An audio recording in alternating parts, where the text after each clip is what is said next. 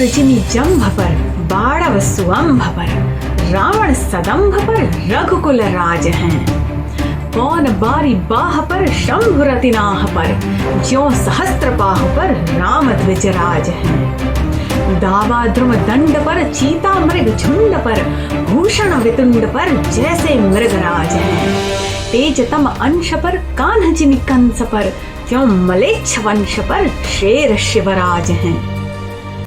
नमस्कार। आज हम बात करेंगे शिवा बावनी की। शिवा बावनी जो महाकवि भूषण की रचना है, जिसमें उन्होंने महाराज शिवाजी के शौर्य का गुणगान किया है। मित्रों, इस धर्म और देश की रक्षा के लिए जितना योगदान हमारे शूरवीरों का, हमारे राजाओं का रहा है, उतना ही योगदान हमारे कवियों एवं चारणों का भी रहा है। अपनी लेखनी, अपनी रचनाओं एवं गीतों के माध्यम से ये हमेशा राजा का पथ प्रदर्शन किया करते थे, उन्हें प्रेरित करते थे उनके कर्तव्य पथ पर आगे दृढ़ता से बढ़ने के लिए। वह महाकवि भूषण हो या चंद बरदाई या कोई और कवि, अपनी कविताओं के माध्यम से यह भी बराबरी में युद्ध लड़ते रहे हैं। जहाँ तक महाकवि भूषण की बात है, तो ये इकलौते ऐसे कवि थे जो रीतिकालीन कवि थे। जिस समय श्रृंगार रस का प्रभुत्व था, इन्होंने उस काल में भी वीर रस में रचनाएं की हैं। इनका जन्म 1613 में कानपुर के तिकमापुर गांव में एक कान्यकुब्ज ब्राह्मण कुल में हुआ था। उस समय दिल्ली समेत उत्तर भारत के कुछ हिस्सों पर आतताई औरंगजेब का शासन था और शिवाजी महाराज के उस आतताई से लोहा लेने के किस्से महाकवि भूषण ने भी सुने और वह उससे इतने ज्यादा प्रभावित हुए कि वे शिवाजी से मिलने के लिए निकल पड़े और इसी उपक्रम में उन्होंने शिवा बावनी की रचना की। वे महाराज शिवाजी से मिले और उन्होंने शिवाजी महाराज को कुछ छंद शिवा बावनी के सुनाए, जिसे सुनकर शिवाजी महाराज ने उन्हें अगले दिन अपने दरबार में बुलाया और यहाँ से बनते हैं वे राजकवि छत्रपति शिवाजी महाराज के। मित्रों, कहते हैं कवि भूषण एक बार एक पथिक से मिले। रास्ते में चलते चलते इस पथिक को कवि भूषण ने अपना एक छंद सुनाया। वह छंद कुछ यूं था। इंद्रजिमी जंभ पर बाणव सुअंभ पर रावण सदंभ पर रघुकुल राज हैं। पौन बारी बाह पर शंभु रतिनाह पर ज्यों सहस्त्र बाहु पर राम द्विजराज हैं। दावा द्रुम दंड पर चीता मृग झुंड पर भूषण वितुंड पर जैसे मृगराज हैं। तेजतम अंश पर कान्ह जिमि कंस पर त्यों मलेच्छ वंश पर शेर शिवराज हैं। यह छंद उस पथिक को इतना अच्छा लगा, कवि की वाणी का ओज उन्हें इतना ज्यादा पसंद आया कि पथिक ने 18 बार आग्रह किया इसी छंद को दोहराने का। और अंत में जब कवि भूषण ने कहा कि अब वो थक गए हैं और नहीं दोहराना चाहते इसी छंद को, तब पथिक ने बताया कि वे स्वयं शिवाजी महाराज हैं। तो कुछ यूं हुई थी इनकी मुलाकात। कवि भूषण से जुड़ा हुआ एक और किस्सा है। एक बार अन्य कवियों के साथ औरंगजेब के दरबार में भूषण भी बैठे हुए थे।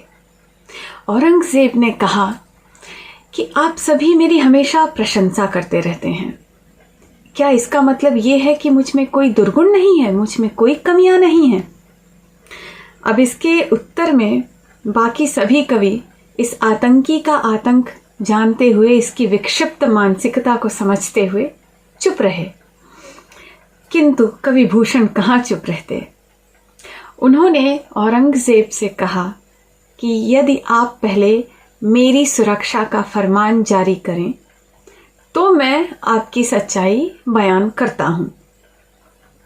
औरंगजेब ने उस समय तो वैसा कर दिया।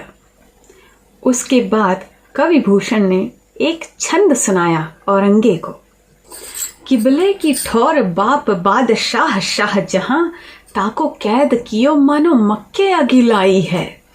बड़ो भाई दारावा को पकड़ी के कैद कियो, मेहर हु नाही माँ को जायो सगो भाई है।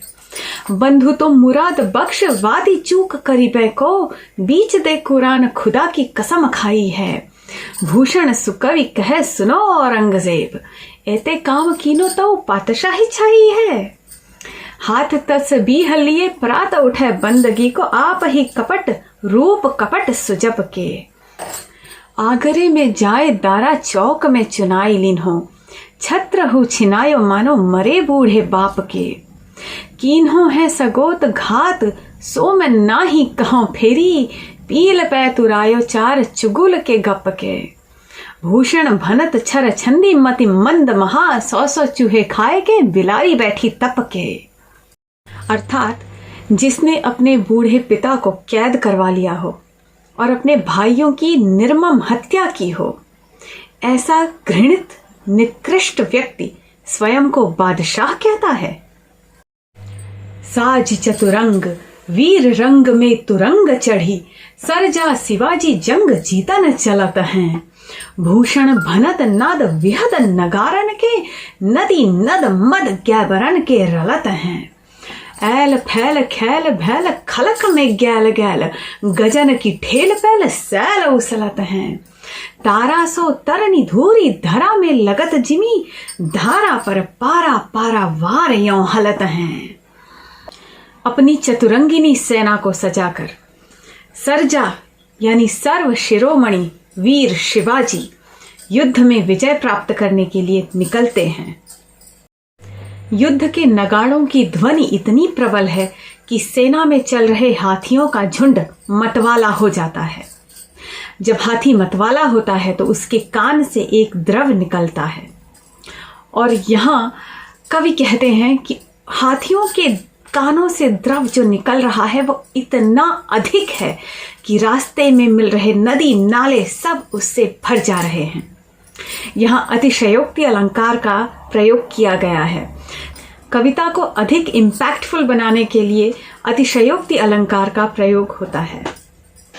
कवि भूषण कहते हैं कि जिधर से भी शिवाजी महाराज की सेना गुजरती है वहां शत्रु दल में हाहाकार मच जाता है। शिवाजी महाराज की सेना के हाथियों के पांवों से मानो पर्वत भी खिसक कर अपना स्थान छोड़ रहे हों। शिवाजी की सेना का रौद्र रूप देखकर जल थल नभ सब कांप